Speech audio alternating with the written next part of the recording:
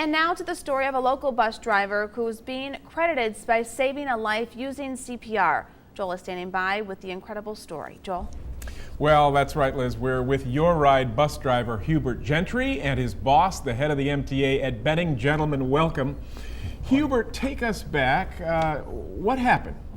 Well, I was on my routine route going to pick up one of my seniors 9 o'clock in the morning. Okay. And I arrived about 8:57 and waited the usual time, 5 minutes for her to come out.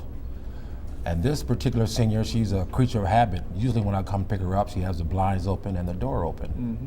But this particular Friday morning, nothing like that happened. So I sit there and I called her on the phone and asked her was she going to keep her doctor's appointment.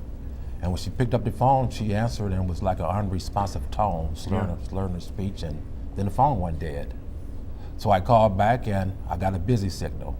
So I immediately got out and knocked on her door, and to no answer, I called 911 because I knew something was very wrong with her. Did you go in her house? After the township police came and then the sheriff came, we kicked the door in and went inside and found her slumped over in a chair, still had her night clothes on, eyes rolling in the back of her head. She had went into a diabetic coma. What did you do then? They performed their duties after the paramedics got there. Yeah. And I sit there and watched her load her in her van, in the ambulance, and I proceeded on to my next pickup. You helped save her life. Yeah. The paramedics told me, said if the call would have been a little later, it could have been a little fatal. Ed, what do you think? Just phenomenal. We're extremely proud of Hubert, and you know, we talk about our drivers, about professionalism, customer service, and safety, but what Hubert's done has gone way beyond our expectations. So You're extremely proud of him. Commended, Hubert. Absolutely. Really.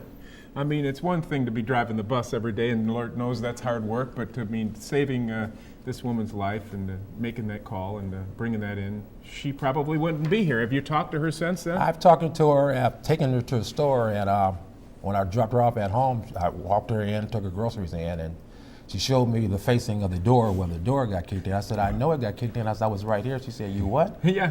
So after I explained to her what happened, she just gave me a hug, had the biggest tears in her eye, and Isn't that great? that made my day.